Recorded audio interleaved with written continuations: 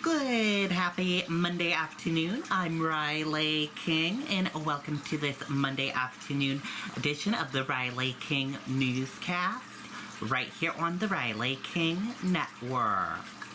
We have a lot of news to get to this Monday afternoon, so let's get started right now. First up,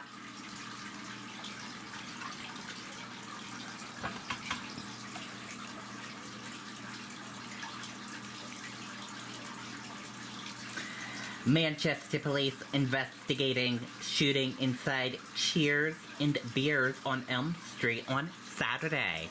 Let's take a listen to that video from WMUR News 9.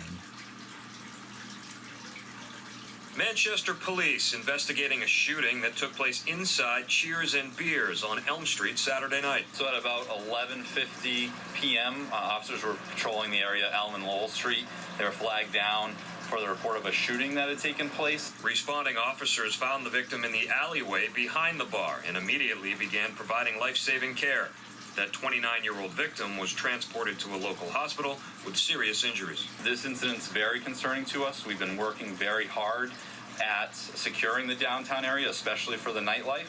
That is why officers were in the area and were on scene even before the first 911 call was made. But it's very concerning. There are significant resources being put into this investigation to identify and apprehend the perpetrator. Detectives determined that an argument took place inside the bar, which led to the shooting. The investigation is ongoing, and police are following a number of leads. Manchester PD credits the responding officers with helping to save the victim's life. The training our officers are receiving, specifically in that medical aspect, allowed them to provide that life-saving care right away when they got on scene. Now, police do believe that this is an isolated incident and there is no threat to the public, but they are asking for the public's help. Anyone with information is asked to call Manchester Police or the Manchester Crime Line. Reporting live tonight, Jason King, WMUR News 9. At Panera, we say it's time to say yes to the... Okay, and there you go on that video and that report. Fire crews rescue woman trapped inside a flipped car in Manchester. Let's take a listen to that video from WMUR News 9. Manchester firefighters had to rescue a woman from her car this afternoon after it flipped upside down and trapped her inside. You see the photos right there. It happened at the intersection of South Maple Street and Holly Avenue. Crews were able to get her out, and she was taken to Elliott Hospital with unknown injuries. Police are still investigating. Okay, and there you go on that video and that report.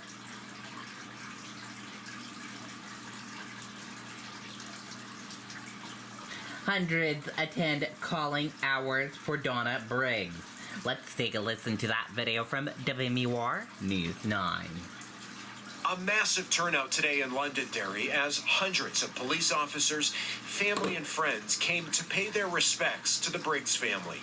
Calling hours for Donna Briggs were held at Peabody Funeral Home, and people came from all over New Hampshire. Unfortunately, I've been to several of these throughout my career, and it's always surprising me just how many people and how close we actually are, and we're like an extended family. Investigators say Briggs, a retired Hudson police sergeant, was killed last week in a hit-and-run crash in Kingston while she was riding her bike. Hudson Police Chief Bill Avery says she was a great officer, but an even better person.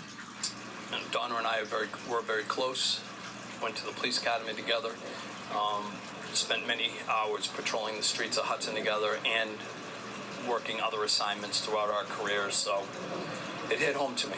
And Briggs was a wife and mother who served her community for 20 years as an officer, and beyond that, in her days of retirement. Avery says it was emotional hearing some people speak at the service. Mixed emotions. You know, some were very upbeat, and which helps me heal, right? Others, it hurt, you know, and just seeing her family that I've known for so many years, that was very, very difficult. Very difficult. On Friday, a Dover man was charged with negligent homicide in connection to the hit and run. His wife was also arrested and will be arraigned tomorrow on a charge of hindering apprehension. Okay, and there you go on that video and that report.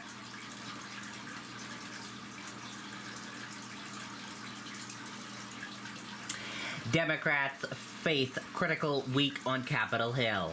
Let's take a listen to that video from ABC News. When you flip the switch, American Clean Energy helps produce that power.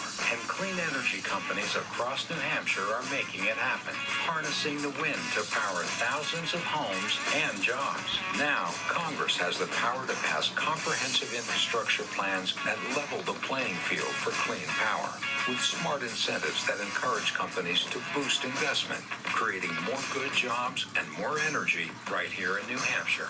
Let's get it done. To Washington now, and the high-stakes week shaping up for Democrats who are divided ahead of key votes.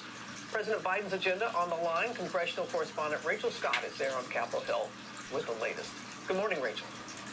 Robin, good morning. This is shaping up to be a critical week here on Capitol Hill, starting with the vote in the House on that bipartisan infrastructure package now slated for Thursday. This is that roughly $1 trillion package that includes funding for roads, bridges, and broadband internet. Progressive Democrats say they will vote against this bill unless their party commits to passing a much larger economic package with funding to combat climate change and for child care. Moderates and progressives are just still not on the same page on the size and the scope of that measure. And we were told President Biden over the weekend with his agenda on the line, working the phones, trying to get this across the finish line.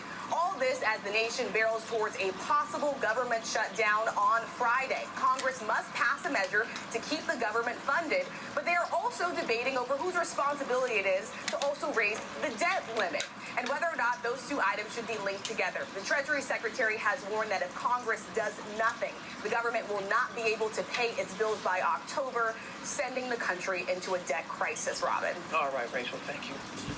Well, hey there, GMA fans. Robin Roberts here.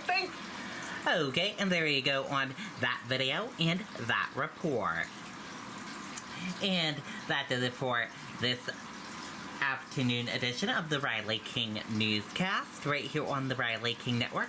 I hope you all have a great rest of your afternoon, and I'll see you back here tomorrow for another newscast. Thank you for tuning in and watching this afternoon edition. Goodbye, everyone.